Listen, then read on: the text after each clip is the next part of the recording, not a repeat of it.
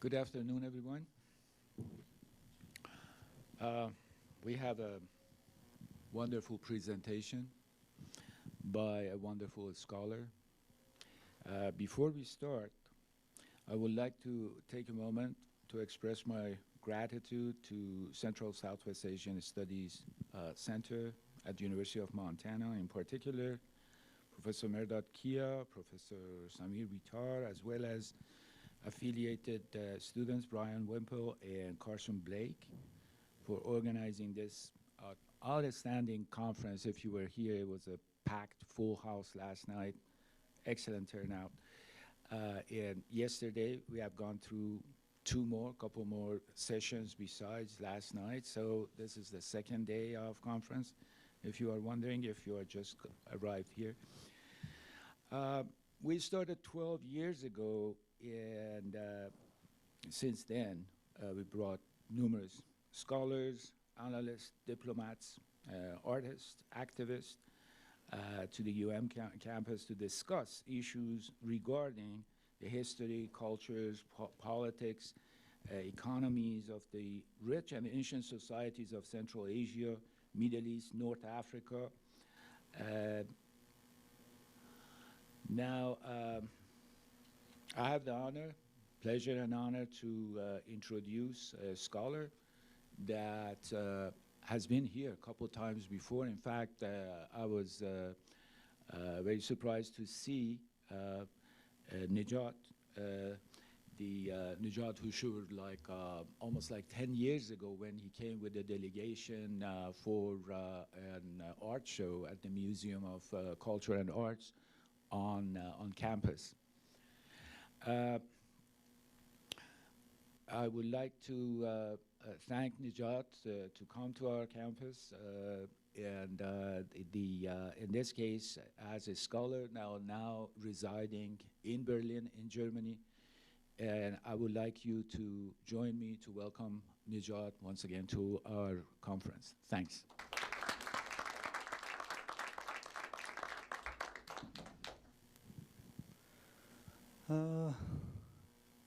Yeah, I would like to thank you for your attending, and because of I have lots of pictures, images that I am going to show and introduce the Uyghurs and that land. Because of that, I just say thank you for all that attending. In my presentation, there are 4 points. First, I will give a brief introduction and the history, then culture. In culture, we have lots of wall paintings that exhibited all over the world. And then the last one is a current issue. There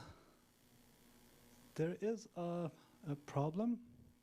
The outside world, or even the Han Chinese, looking at us in another way, and we are looking at the world in another way because it's kind of a closed area. So I wish that everything is open, and then the people will understand each other, and in this way we can solve this problem. So next, to brief introduction of the Uyghurs, or give you a brief impression how Uyghurs look like. I am not so typical because I am from the eastern part of the Uyghur region, and I am looking like a little bit eastern way. So lots of people ask me whether I am from Mongolia or Kyrgyzstan. So it's very hard to tell. We have so complicated history and so many different types of people. The whole Central Asia history is so difficult, complicated, and ours are even more and more complicated. It's the centrum of Central Asia. And these images, I will just go quick.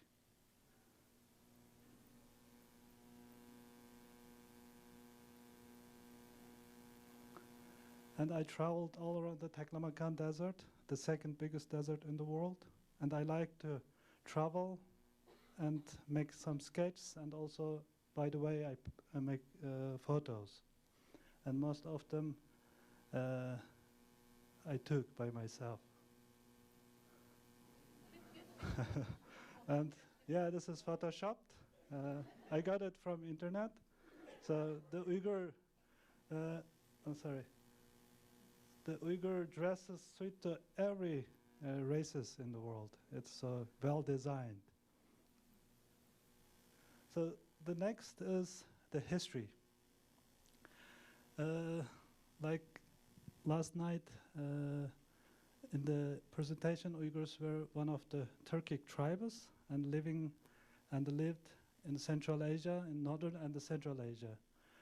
Uyghur means actually unite or united. And the Uyghur Khanate, like this map, stretched from Manchuria here until to the Caspian Sea in 880.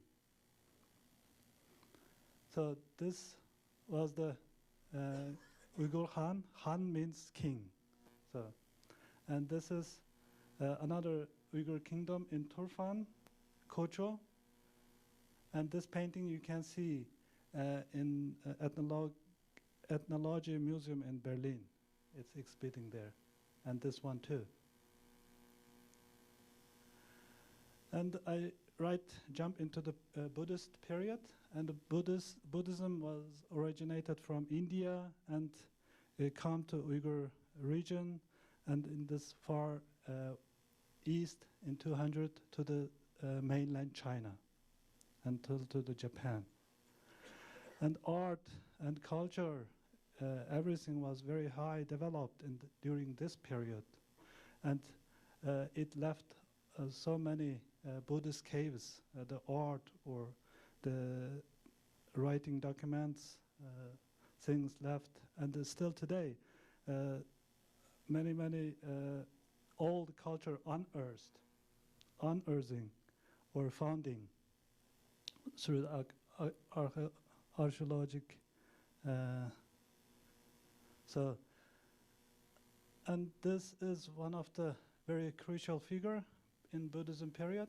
His name is Komrajva, and he lived in Kucha, and later on he traveled to Chang'an to translate the Buddhist texts from Sanskrit to Han Chinese.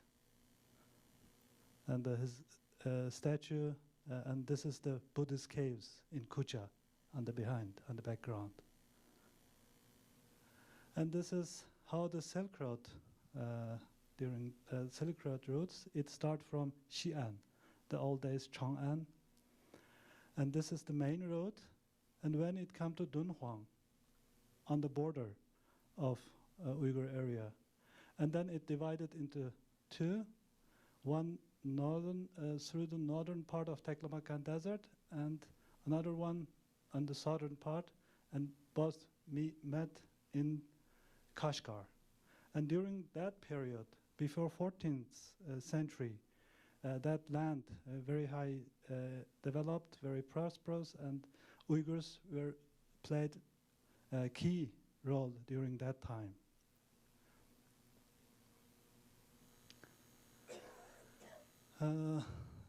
That land and the people in Central Asia and the Uyghurs during that time was very open for all the culture, and the different cultures and different people and all the things came through this Silk Road, old Silk Road.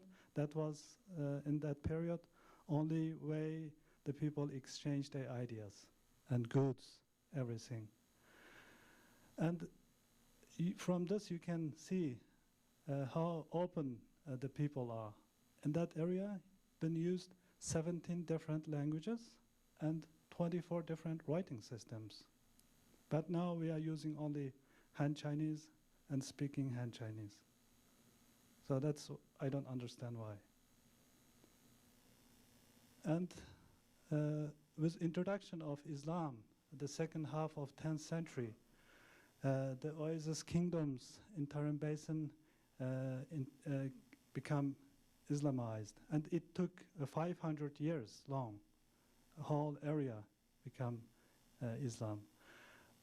In in the second point, at the beginning of Karahanid, it has witnessed cultural renaissance and developed again. And then in the 13th century, Mongolian army came to that land and occupied by the Mongolian. And that area became under the rule of Chagatai Khanat, the second son of Chinggis Khan. Like this map, whole area.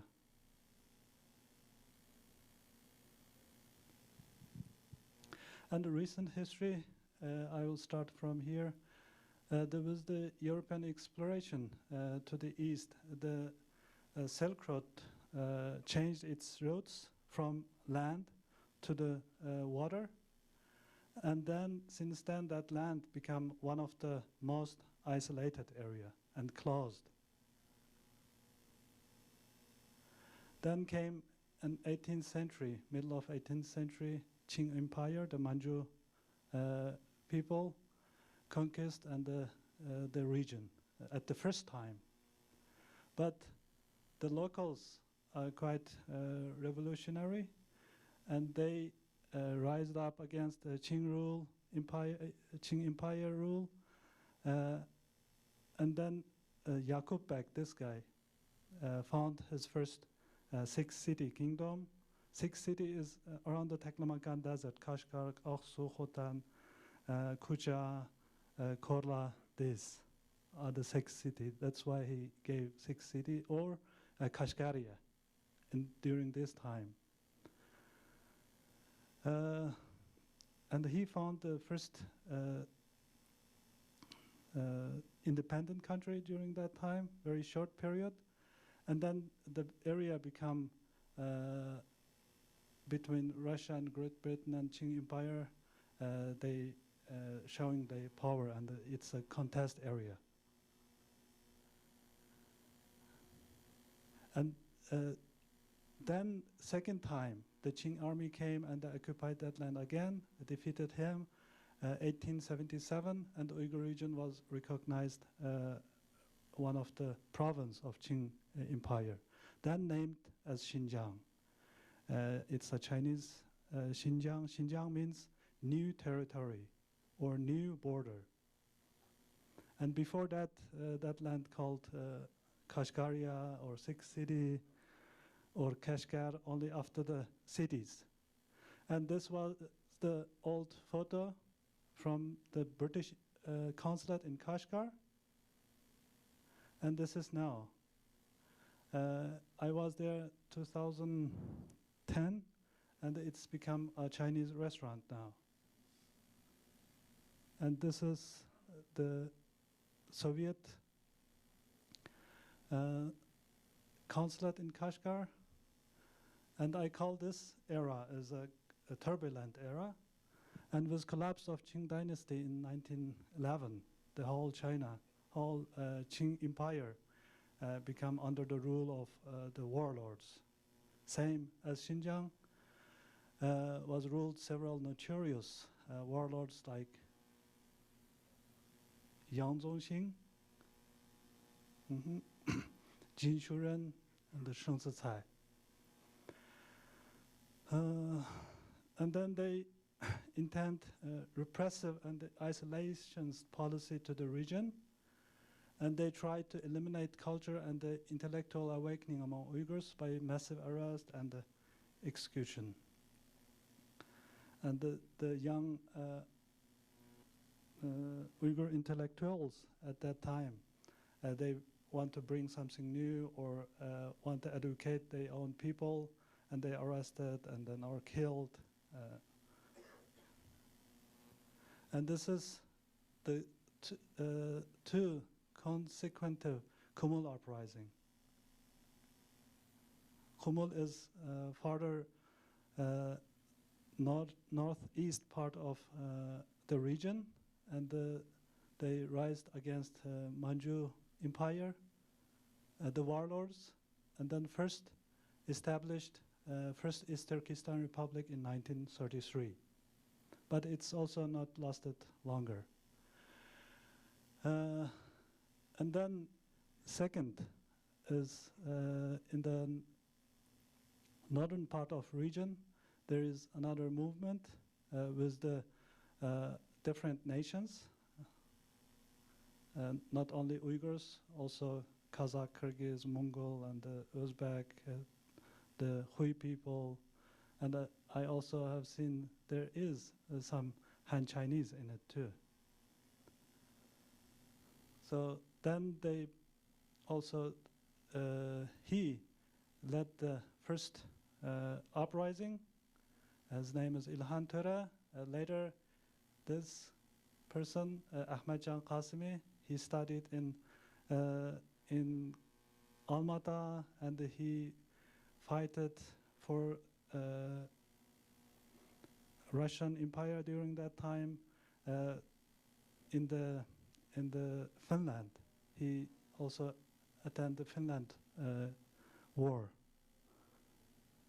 And this is the flag of East Turkestan, and this is the army, Second East Turkestan Army. Second East Turkestan Army is lived very short period, liberated northern part of Xinjiang. And during that time, the Soviet Union helped a lot for the army. And with the meddling of Second East Turkestan Republic was forced to sign peace agreement with Chinese national government called Kuomintang before Communistic Party in 1945, and established provincial coalition government.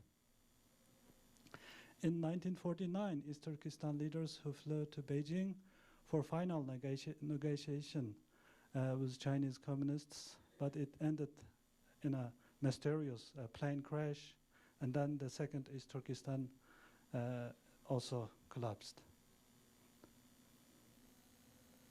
And due to increasing importance of the region, United States also established its consulate in Urumqi, Britain also.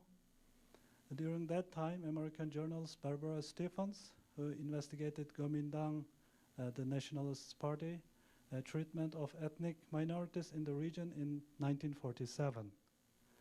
And second very influential scholar, Owen Lattimore, also was there, and he made lots of photos.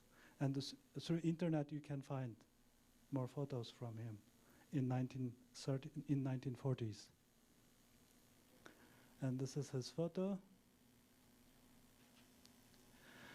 The next I'm going to talk a little about modern history. With entrance of Chinese Liberation Army into Xinjiang at the end of 1949, the region has fully annexed to People's Republic of China. In 1955, Xinjiang Uyghur Autonomous Region was established, and they given so-called Uyghur Autonomous Region, so-called autonomy. And Chinese communists nationalized land and the natural resources, with resulted massive purge of wealthy Uyghurs. They just fleeing away to Central Asian countries, or to, there are some Uyghurs from that time came to United States. Some are in Turkey, all over the world, splitted. And the Cultural Revolution accelerated that problem. And this is, and yesterday was also a Production and Construction Corps created by Chinese Liberation Army. Since then, Han Chinese migrant population in Xinjiang increased dramatically, very fast. And this is the location where the Bingtuan, so-called, and the Production and Construction Corps, where they are living. And they are numbered always. In the 80s, 90s, Chinese leader Deng Xiaoping opened the land, all the border land to the world. And during this time, and we have also a cultural and economic relaxation. And the renewal in 1980s, which brought cultural and political progress for Uyghurs too, like Han Chinese in mainland. And however, in 1990s, repressive policy reinstalled. And Uyghur students' movement protest for genuine autonomy and stopping to nuclear test. And many previously published Uyghur history books banned or burned during that time. And it's rewritten the local history. And in that book, I haven't seen any local's name. It's 17 or 18 written by the Han Chinese. And ethnic relations started to deteriorate and culminate with July 5th incident in 2009 in Urumqi. And now, stop the history, and I will go and talk about little the philosophy and the literature and art.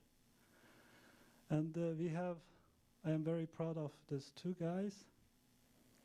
Mahmud Kashgari, he lived in 10th century, and he wrote this book and the compendium of the language of the Turkish. And he traveled in the world, and his life ended in Baghdad, and he wrote this book in Arabic. And one of a very interesting what he driven during that period is this map, and his world map. And he also, Japan, this means, and this means east, and this means west, and this is north, south.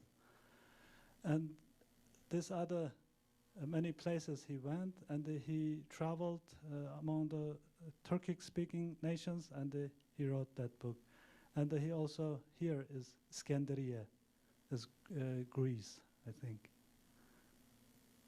And I don't know whether he did this in purpose, in the round shape, or... And this is the second one, Yusuf Has Hacep, and the famous philosopher and poet of Karahan.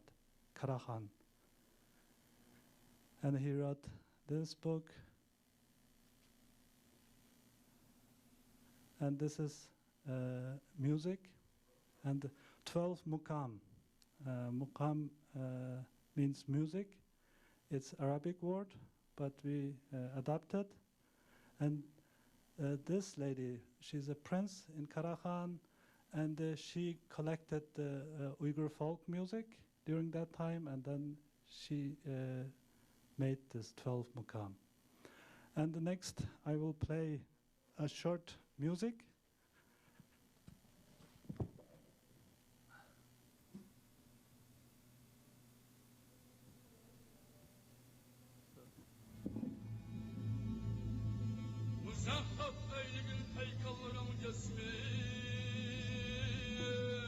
It takes 24 hours to finish all 12 Muqam, actually.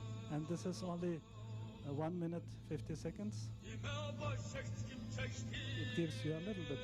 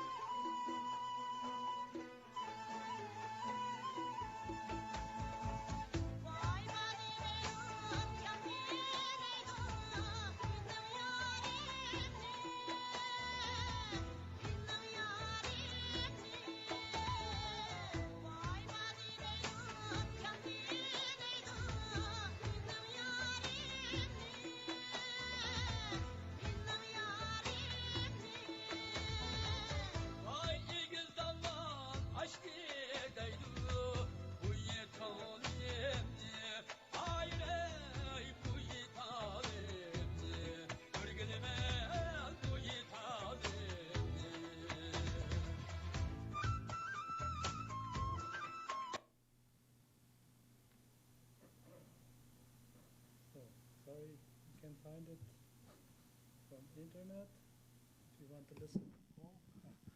So the next is art. And I will show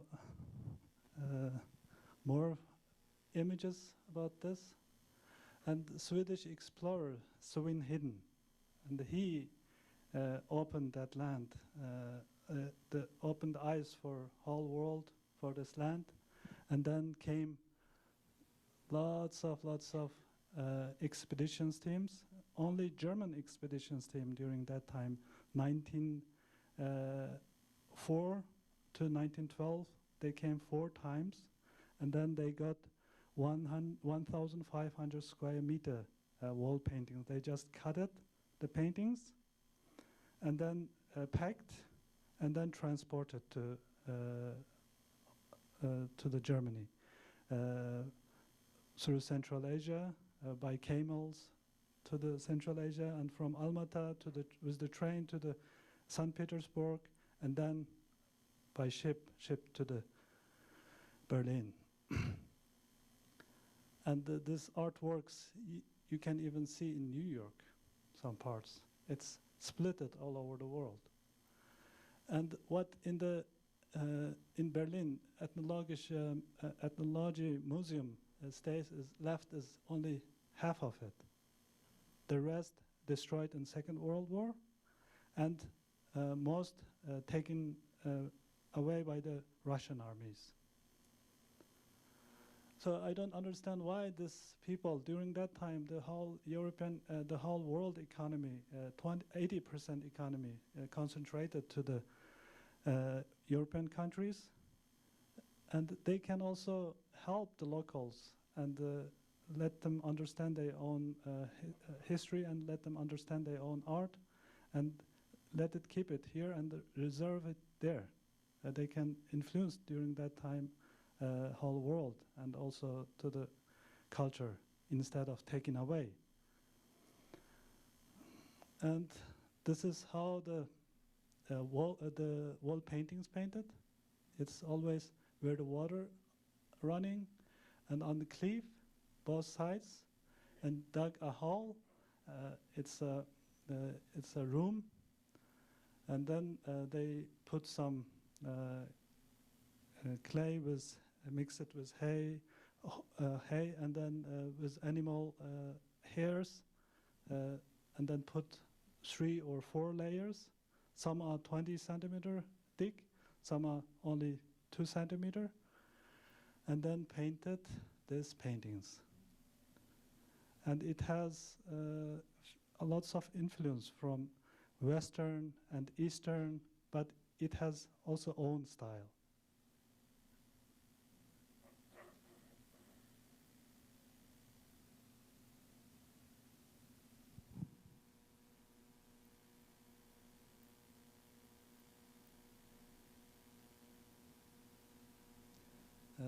We call that Buddhist caves always Bizeklik Mingoy or Kizil Mingoy.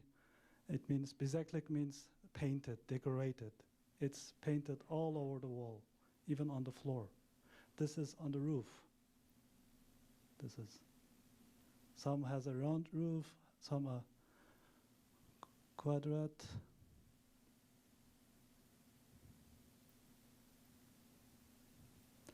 And this is not a black person, huh? In many books it's written like black, but actually it's oxidation of the pigment. And you can see this, 1 finger and the rest. From here you can find out. And the blue pigments here, in art we call it lapis lazuli, and it came from Afghanistan. Only in the world, this pigment only comes from that area.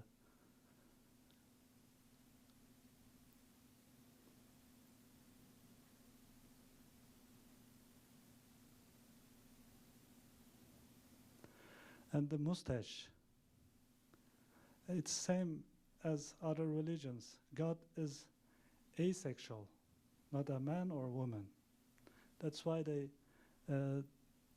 all the figures look like women, and then with mustache, it's very difficult to find out whether it's woman or man.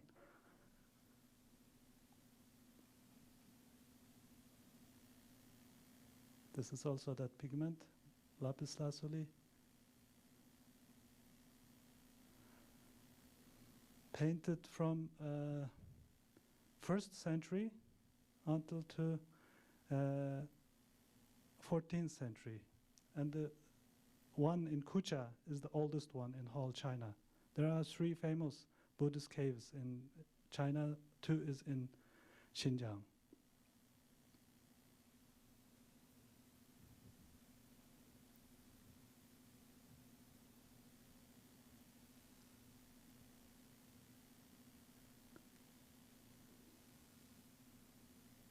Mhm.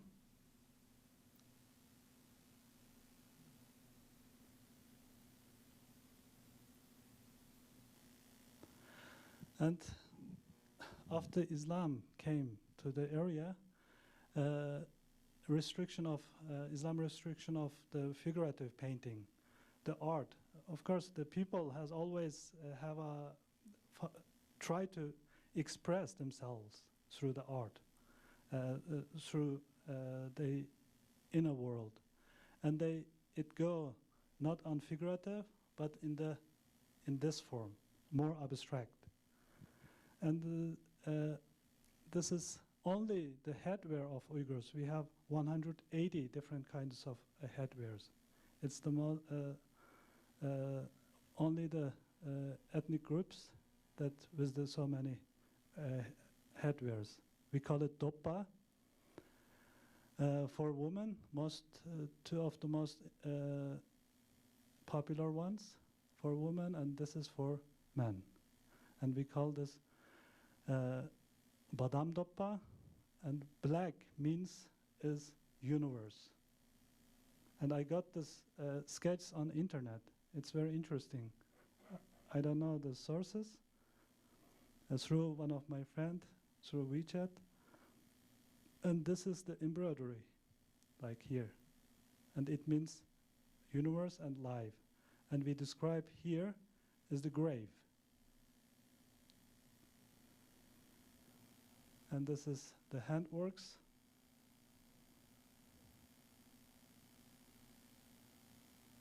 And right, I forgot this. The 5th of May is the Doppa Festival, the World Doppa Festival.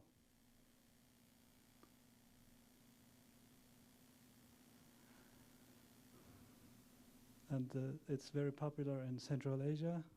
The Uzbek people also do this, and Uyghurs also do this. And now, the next, I will also talk about a little about religion and how the religions are mixed during this era and in that Uyghur region. And shamanism was the major religion before Buddhism, and then this religions coexisted until Islam came. And from this photo, you can see from this image, it's a mummy found in Taklamakan Desert. We have so many mummies that unearthed. Some are totally white, the blonde hair and blue eyes. And through this, we can find out how difficult the history of that area is. And and this is how we have the shrine, the Uyghur tombs in these modern days. And still some shamanism elements living here, like this. And here also fire is from shamanism. And this is bridegroom and his best man. They taking the bride over the fire, not to cooking, huh? Yeah, lots of people think wrong, in the wrong way. Just go over through. It takes the evil eyes and then bring the bridegroom to her new home. And this is the Nisha. In old Buddhist time, we have the Buddhist statue for these places. And here is the big one, Nowadays, we just putting our mattresses and pillows and some daily life stuffs like this. We don't need wooden cupboards. It's very practical. And this is in between also. Before Buddhism and after shamanism, there was another religion, Mani religion. And it originated from Iran, and then on the east until come to the Tarim Basin, Taklamakan Desert, and other side is Britain.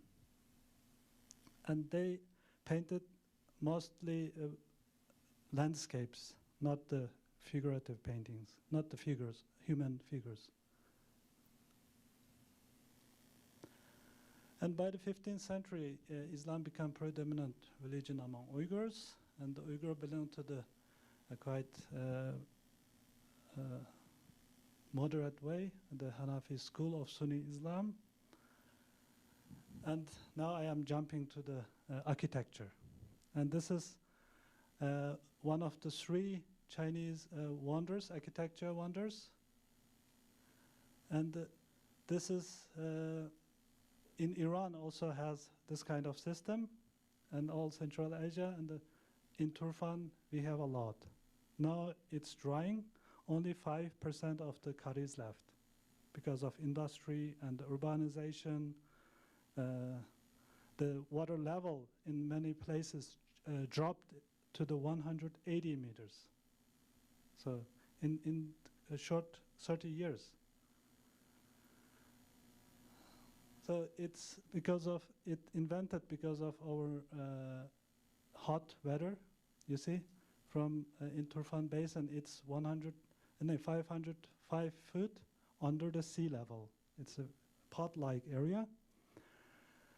And the temperature in summer days reaches to 140 Fahrenheit. It's very hot. And I was born in that area. And then in my childhood, with other kids, we just bring eggs from the house, and then we play, and then cover it on the desert, and then it cooked. So hot. And it's for the evaporation. It keeps the evaporation. And this is the structure. It's pot-like basin, and many hundreds of wells just dug like this, and each has a little water. In the end, it becomes big stream. And the people just living both sides of the stream, Karis, like this, and just go down to get the water. Or for kids, it's a very cool place to play cards or learning something. And here, if you go far, there is another neighborhood. They come using the same way, and sometimes they use this as a fridge in old time. And Uyghur architecture mainly, and without stone or not many woods, mainly with the earth. And there are so many ruins. Only in Turpan, there are 2 old Buddhist cities. And we can find out, just dug the flat land down, and then the earth they pressed and make it mud. And with other materials, they built another buildings. Some are 3 to 4 stores. And even the royal palaces like this. And this is 144 meters high, Turpan Minaret in Turfan, all made mud bricks. Built in 1777. And this is not the high skyscrapers. These are not windows. It looked like that, but it's chunja, we call it. It's for raisins in Turpan Basin. Through these holes, the wind go easily, but the sunlight not. And we have kishmish, very small grapes, green, and it dries inside the house. and hang with this wooden sticks, and then it keep its color, green. It looked beautiful, not black then, not brown. And this are old town of Kashgar and narrow streets in Kashgar, all made of mud bricks. And this is how the Islamic and the Buddhist style mix it. And always with green, with nature. And these are also the same, the niches. And we have a place for summer here, all the Uyghur houses. And in winter, it's not used, only inside the house. Have breakfast, lunch, dinner, everything is here. And this is one of the oldest mosques in Kashgar. It was built in 1442. We call it Heitkah. And the next is Uyghur food. I'm sorry for the people who didn't have lunch today. So, Uyghur food is mixed of Indian and Central Asian and the Chinese. It's a very nice mixture. And in China, there is a saying that whole world likes to have Chinese food, and whole Chinese people likes to have Uyghur food. And inside mainland China, there are lots of Uyghur restaurants running very, very nice. And this is bread, what we have. We call it naan. And this is girda, we call it. Girda. Always with black tea or milk tea. And this is the stamps for making the bread, the teig beautiful. Different shapes, just stamped on the dough and make the flat dough and then stamped it and then just stick it with a special type of glue on the wall of this oven. Of course, it's heated first, and then salt water split it on the wall, and then it's sticked. And this is 4 of our main recipes, polo. All Central Asian people have this. Arabic people, Persian too, call it pilau, but we call it polo. Always with yogurt or with salad. And this is our pizza. Pizza is different from Italy. Yeah. So the meat and the other things inside the teig. And this is noodle. And still today, the people doing noodles by hand. And the Uyghurs love to have noodles. And this is shish kebab because of nomadic tradition. Uyghurs can't live without meat. So the next is bazaar. Bazaar means market.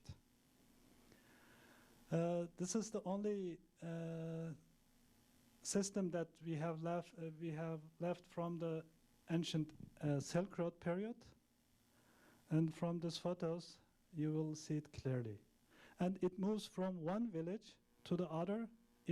Each town has only one day of bazaar, and it moves to the other to support the economy of each village, not concentrated only one place.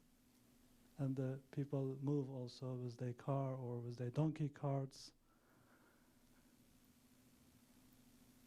In the southern part of Xinjiang, still the people, I can say 80% people living with the donkey carts. This donkey cart is the main transportation there.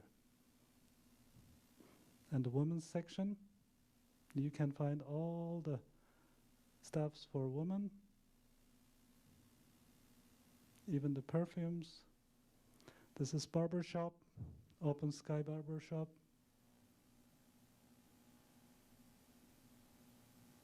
And livestock market. and back from bazaar. Young couples in bazaar. And this is fruits for winter bazaar. Apricots drying under the sun. Only mats underneath. It dried very quickly. And Xinjiang is a place, a paradise in the Chinese saying paradise of the fruits, because we have longer daylight and very dry weather. It makes our fruits very sweet. And this is a parking lot. See, the lady waiting for her man. Yeah, I did these photos from 1993 until 2005. And 2010, there are some photos too in it. And this is another bat I would like to introduce. It's a baby bat. We call it Büschük. And this is the hall for, there is one bottle hanging underneath. Of course, there are a mattress, very soft mattress made of cotton comes here, and then hole on the mattress too. And for girls and for boys, it has different types of pipe. The pee or other things just run into the bottle, and very easy to clean up. And it's also very easy to give a milk. And it's like bag-like thing, just carry it on the horseback or donkey bag or donkey cart. It's all the Central Asian countries have this Büschük. But Büschük has also very not so good, I think, because you stay in the bed too longer time and then you get flathead like me, so it's not good. And this is also very interesting, how small hat is it. We call it telpak. Only in Hotan, in Keria, in small town, the ladies after marriage have this.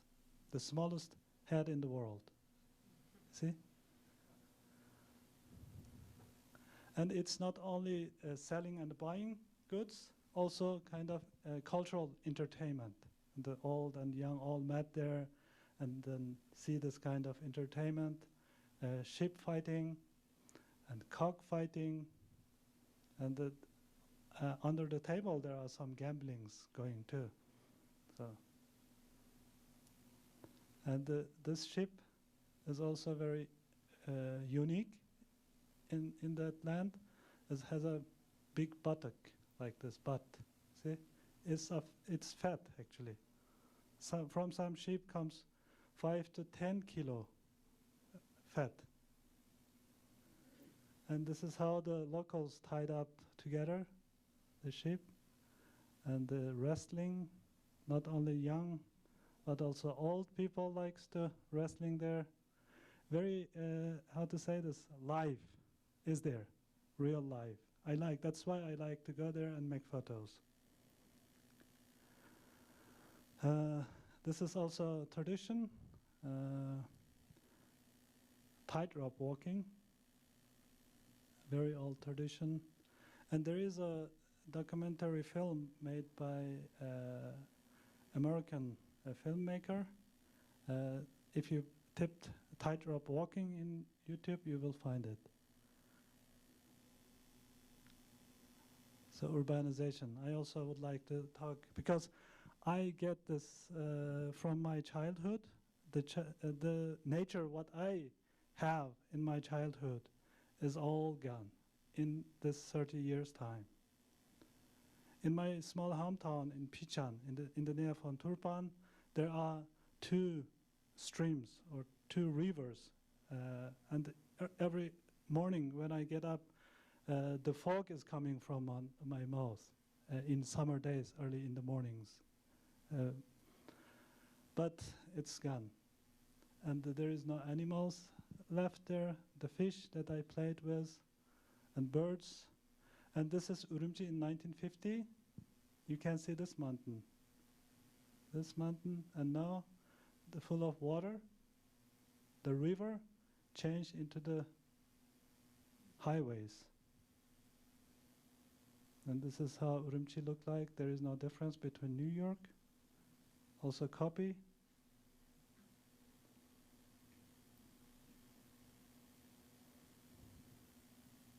And this is how the people move because of corruption. The locals can't get the compensation what they should have. Sometimes they use the forces. That's why I don't understand.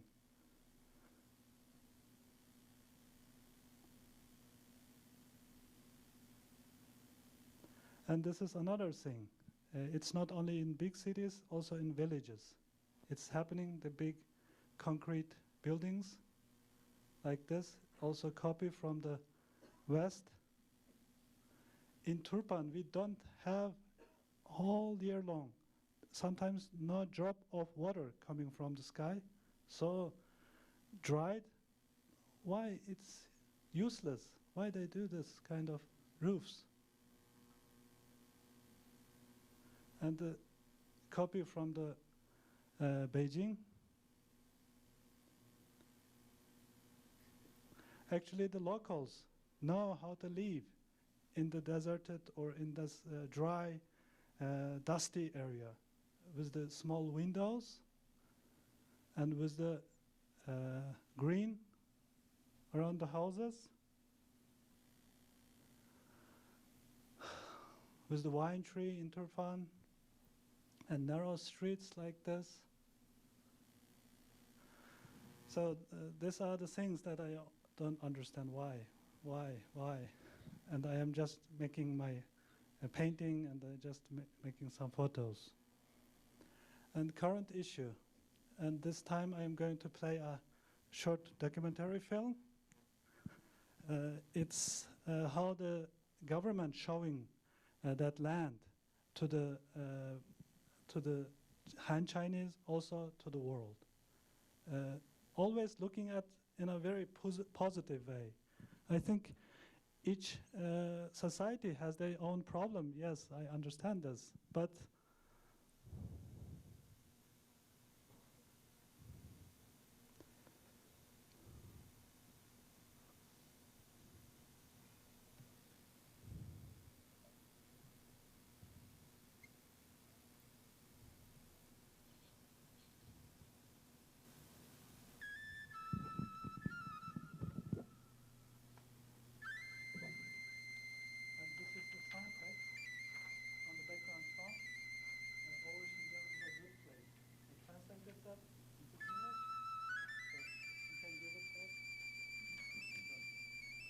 only good.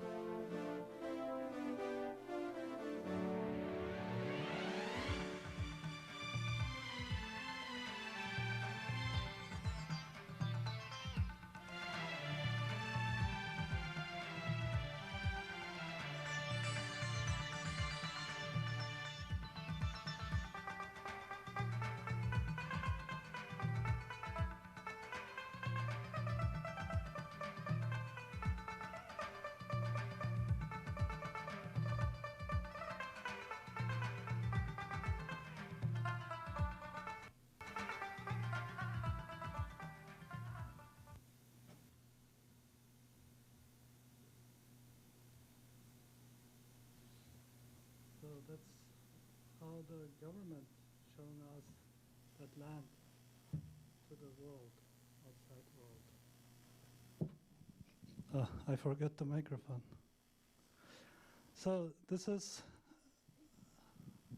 how the government showing us to the Han Chinese people inside China. Also, Han Chinese knows us about only Uyghurs can dance and then make shish kebab, and they have a doppa, and Xinjiang has sweet fruits. Also, this outside this very little information, and we, the small minorities, we also don't know understand our brothers, Han Chinese people. We always say Han Chinese wears like this and walk like this, and they eat steamed bread. So I think a society always have a problem. All the kind of society, sure, but we should learn to understand each other, our culture. A society also like a painting. I am an artist. In a painting, if we don't organize this lines or colors in a good way,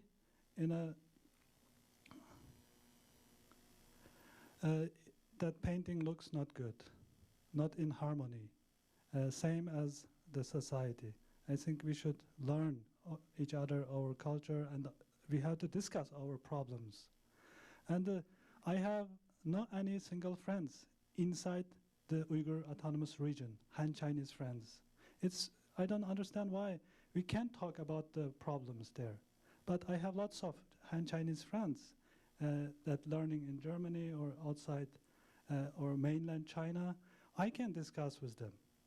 It's strange for me. And at the beginning there was some degree in the 50s, 55 and 60s, until to the 90s we have some degree of autonomous region and autonomous power. Later, nowadays we are not. Always the Chinese Communist Party leader is the decision maker.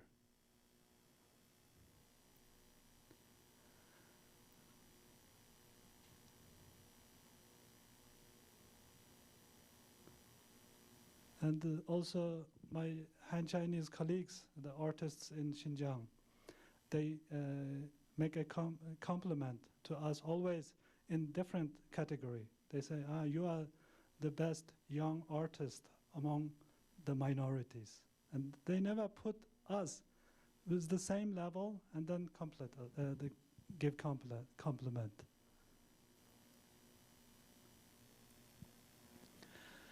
Then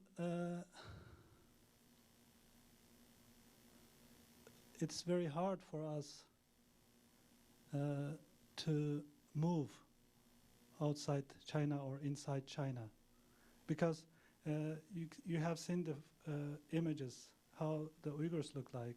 It's totally different. It's very easy to recognize in mainland China. And they always have difficulty of the hoteling, getting a hotel room, or renting a house inside China. And it's also very difficult to get a passport. I used 4 months of time to get a passport. Actually, it's written in 2 weeks' time, each person in China can get the passport. And every time when it's also strange, when I go out of Urumqi in autonomous region to the outside the world, outside China, to Germany, there is a shortcut from Berlin to Moscow, Moscow to Urumqi. It's much cheaper, much shorter.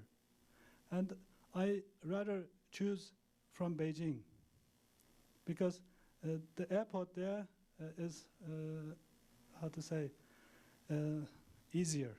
They don't hold me.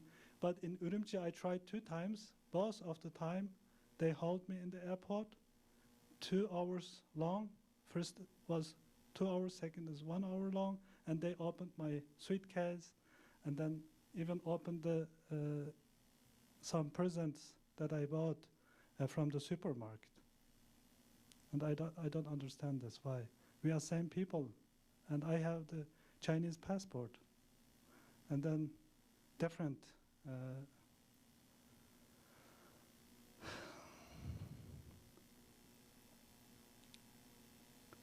And this is another problem. I haven't seen so many cameras in mainland China, inside China. But in Urumqi, it's also different. Not only in Urumqi, in other cities, the same. Installing this cameras, and it become police state. And here you can see, Gong'an Zhuanyong. It means only for police. And this is not for traffic. And the small police stations. And even for the night, here, on the back streets where the Uyghurs live. And this is one of my friend brought with his car to that place, and he explained this is a device which collected the voice message around. Because Uyghurs have a tradition, the old people gather on the street and then talk, discuss.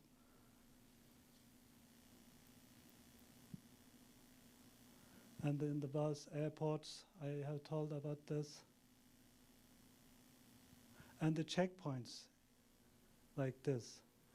And when I first came to Montana, I took the Greyhound from New York to here. And nobody stopped me and checked my passport. But in my own land, I always take off from one city to other. I always take off the bus and go through here and go out the other side. And I show my identity card. And this is for the smaller towns. If some unrest happen, the checkpoints increased. And it's not only for normal checkpoint for identity cards, and also disturbing the people with beard or mustache. And this is maybe our Han Chinese brothers inside mainland China also don't understand, because they're not informed. It's happening only here in Uyghur Autonomous Region. Not in Urumqi, it's only happening where the Uyghurs living, in southern part of Taklamakan Desert.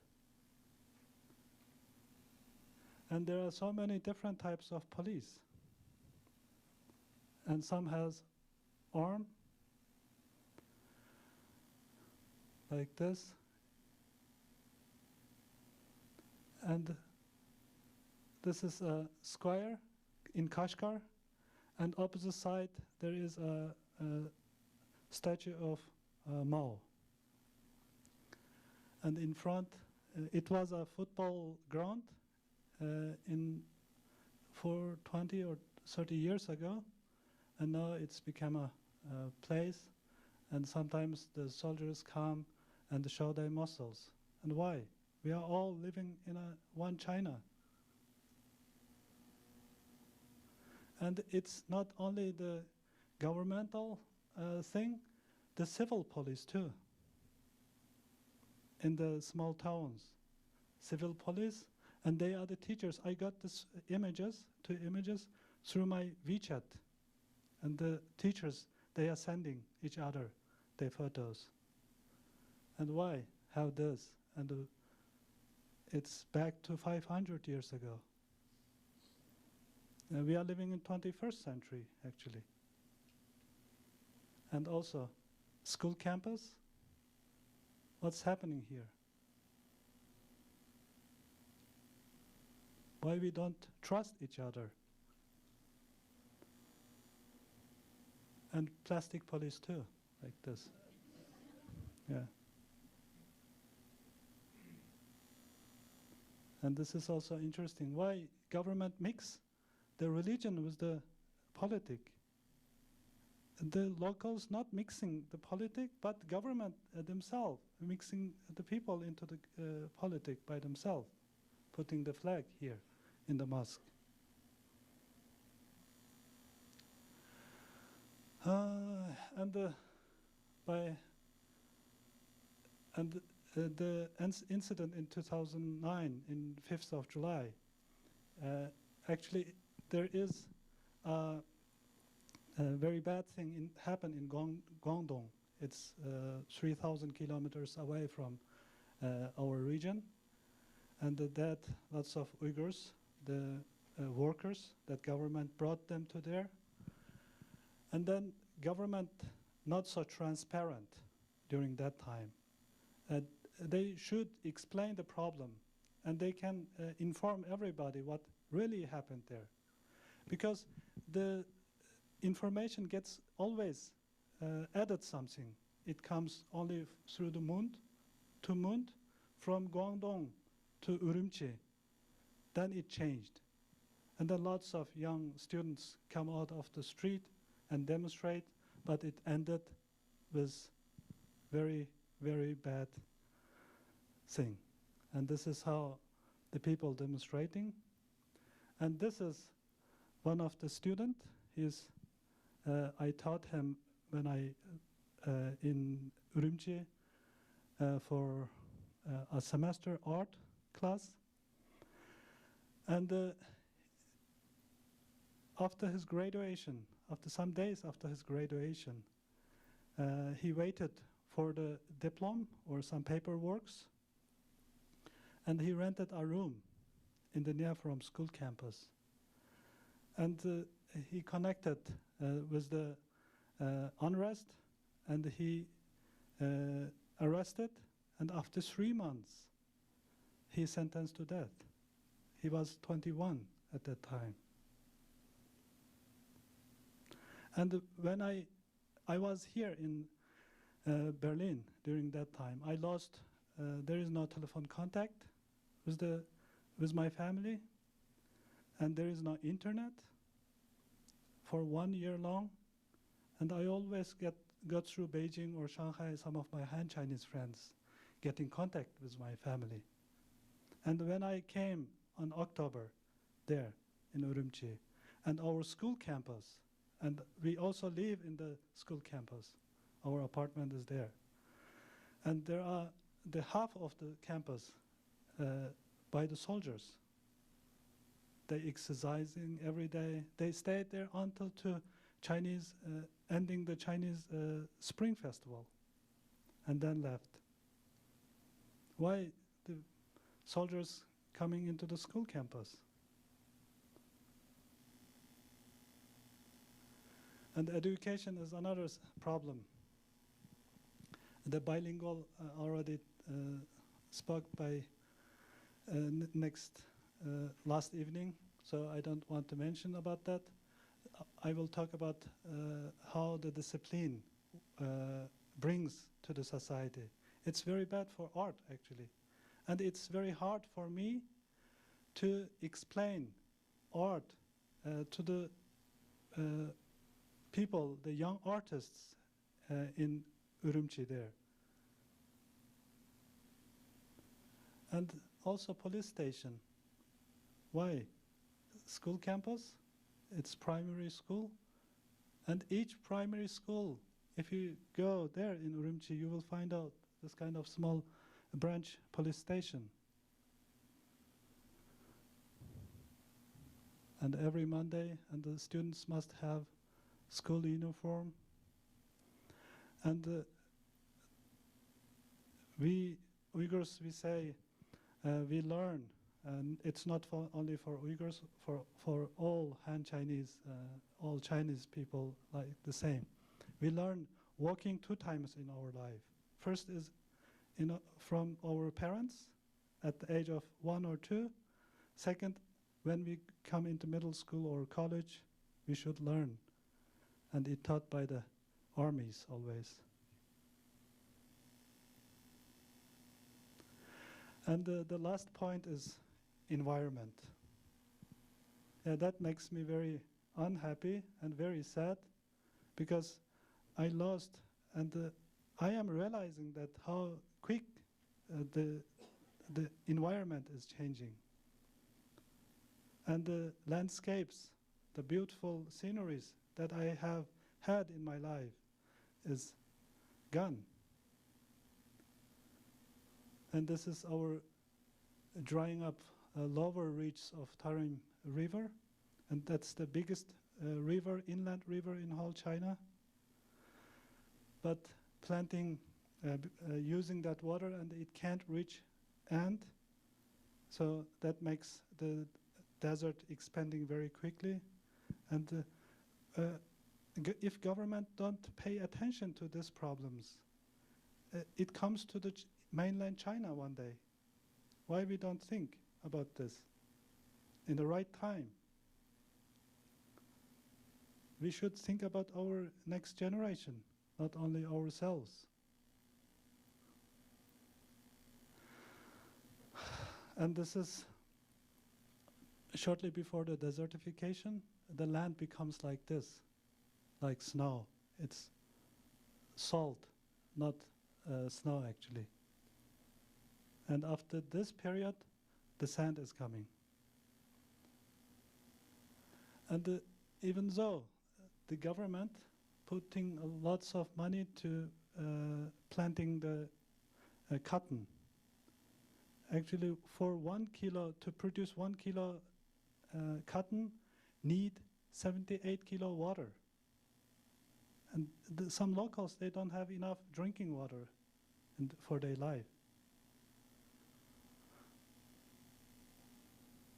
And the sandstorm comes quite often, especially in spring time. And this is the longest desert highway, 342 miles long. And this the green belts, each 10 kilometer, there is one well, pumped out the water and irrigating by dropping these plants. If not, the sand covered the road very quickly in a week time.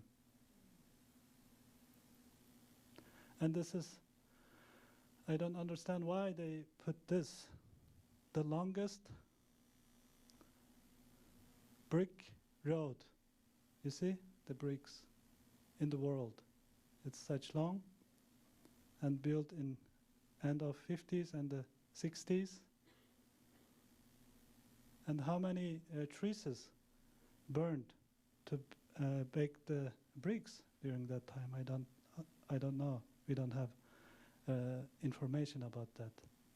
It's a scenic spot now for tourists. And another thing is atom test. And I, by myself, that was at my age 9 or 10.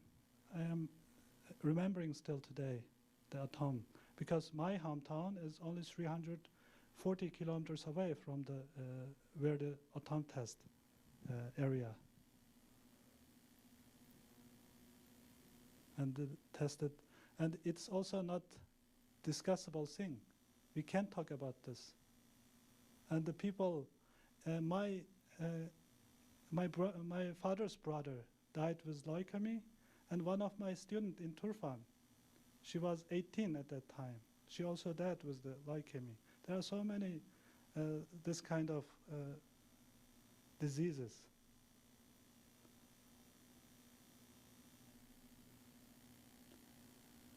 And if you want to get more information, there are some books.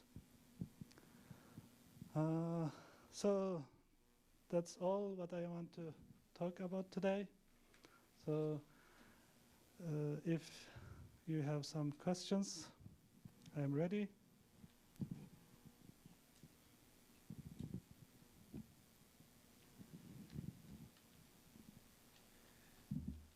Any questions? Any questions, please? Yeah.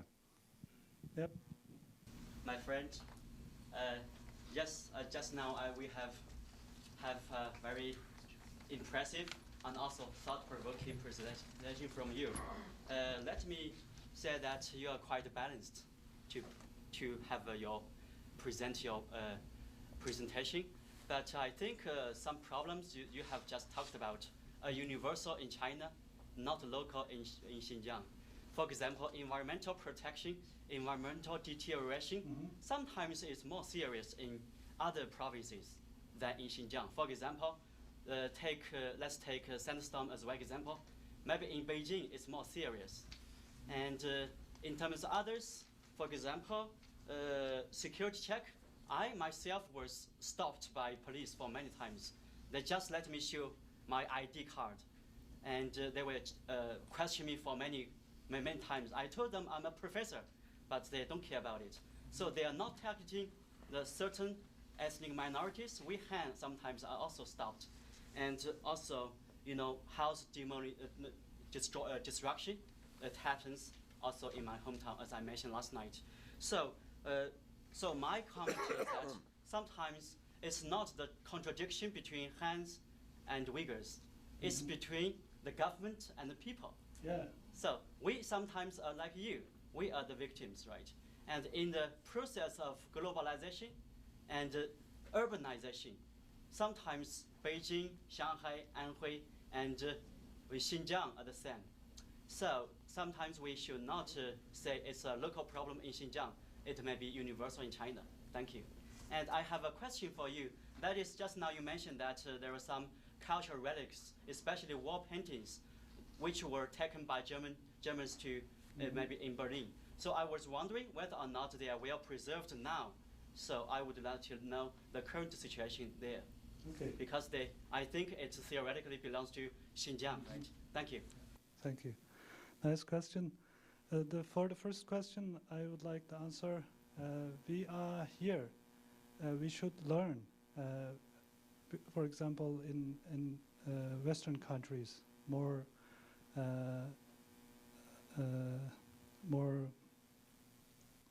the Western way of thinking is have respect for each people. They look in different perspective for a problem. And in our education system in China, we lost this, to look at a problem in our way. So we should learn this from the Western, and then we all together. It's not the problem between you and we, it's also a problem for all the world. We have only one world, one earth. So we should discuss. Through the discussion, the problems can be solved. That's my answer. So you have problem and we have problem. And government, it's just like, how to say this, if government say something to us, other different ethnic groups, it's quite sensitive issue. They pay more attention than their own people, actually. So, and for the second question, they preserved it very well. It's the wall paintings, for the second question, what I am going to answer. Still today, there are so many professionals, and there is more documentation and books than in China. And these wall paintings come to protection, under the protection for Chinese government from the 1980s. Before that, Dunhuang was begun from the 50s, but the other Buddhist caves in Xinjiang is very late, very late. So, please. Thank you, Nijat, for that wonderful presentation. And it's very interesting to hear these issues from a Uyghur perspective. I have a very simple question for you. And you talked a little bit about the experience of Uyghurs in Eastern China, the denial of service in hotels, for example. I just want you to describe for me the experience of a Uyghur in Eastern China and how that might differ from a Han Chinese, the kinds of things that Uyghurs might have to look out for, the things or the restrictions placed on their movements whilst they're in Eastern China. What is it like to be a Uyghur in Beijing or Shanghai? That would be, I think, very interesting to. Yeah, thank you. I should add one more image here, my identity card for the next presentation maybe. In our identity card, it's bilingual. Uyghur, the Arabic writings, and then Han Chinese. and it's also written Uyghur. Each nation has a place written the ethnic group's name. And if not, there is under the identity card, there is a very long numbers. It begin 65, it means Xinjiang. And for the Tibet, 67, and it shows very easily which area that the people come from. And from this, first from the looking. And for some Uyghurs, they are not so different. There are some Uyghurs look like Han Chinese, and they speak fluent Uyghur, and then they say, yes, we have room. After they want to register, they say, no, sorry. It happens all the time. If you ask from the other Uyghurs who are studying inside China, mainland China, they have same question. Is that okay? Is that the answer?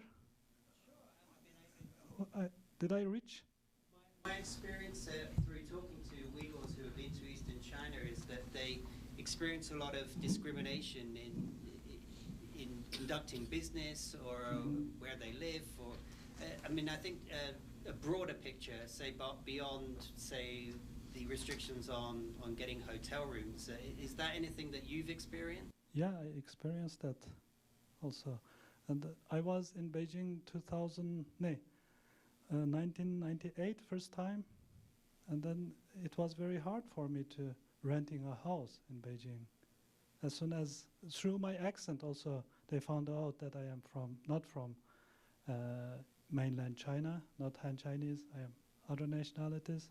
And at that time I have a mustache, so it's very easy to recognize.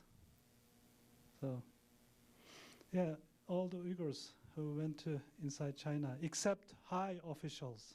The high officials, they don't have this problem. Please? I'm just wondering what, in your opinion, is the Chinese Communist Party afraid of as you talk about this police state that exists in Xinjiang, especially Urumqi, and how it's just like, it shocks me as an American. I guess it's just a cultural shock that they have these police forces in schools, on universities, all these things, such surveillance of that intensity. What are they really afraid of? Or is it more a form of repression to try and,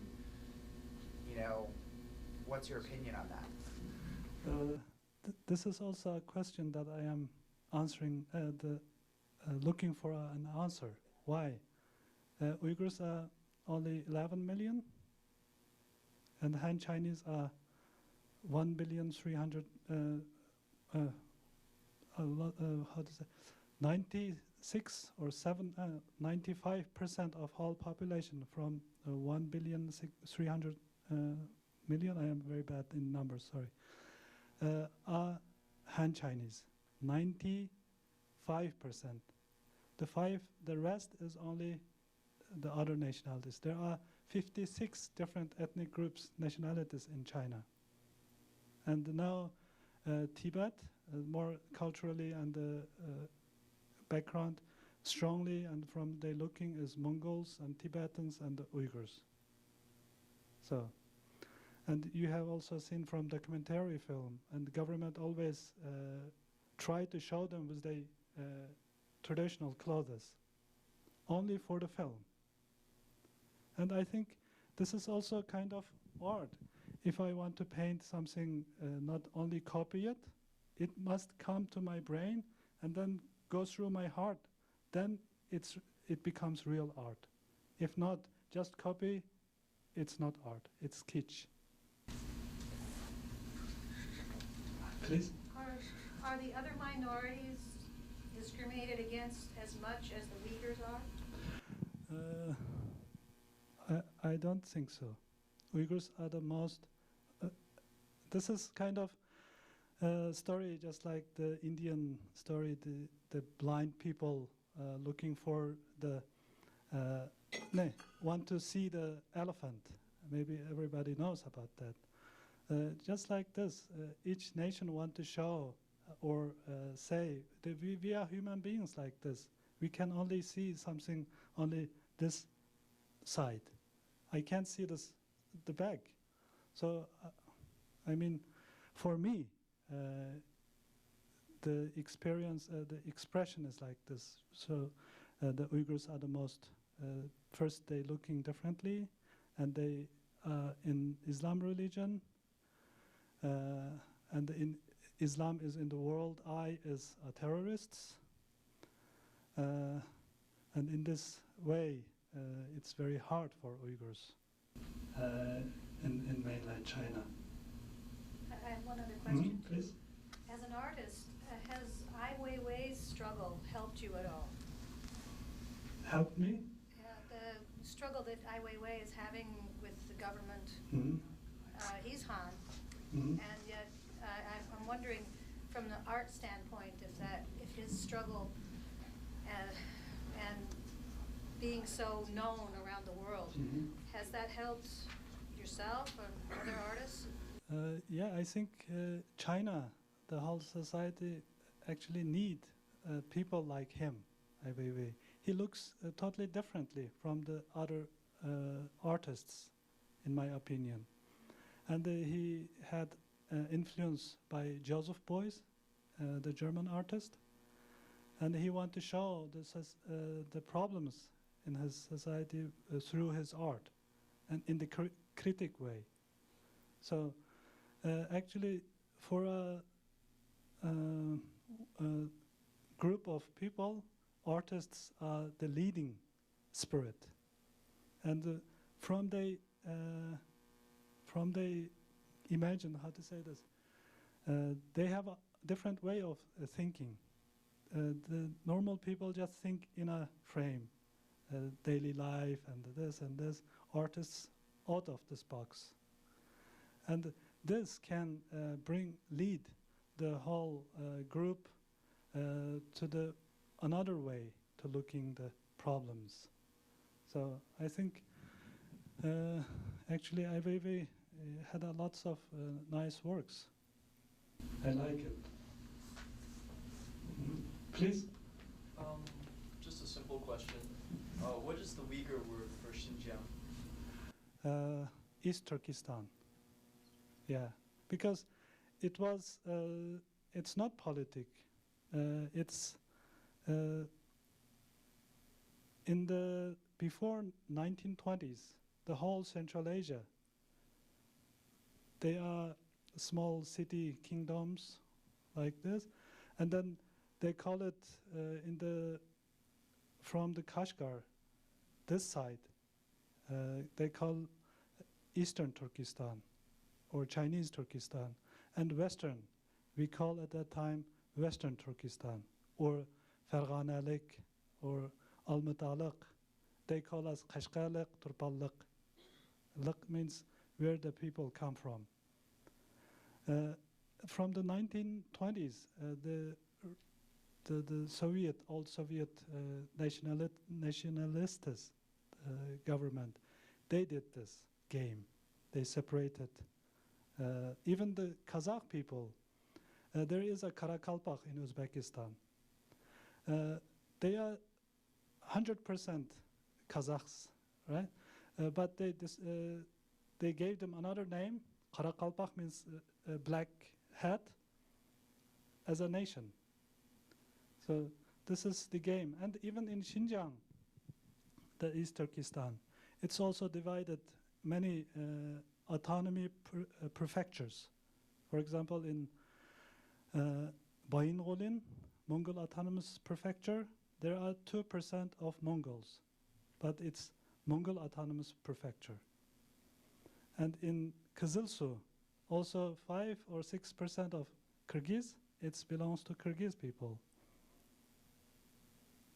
There is a lot of autonomies under the autonomy region. So.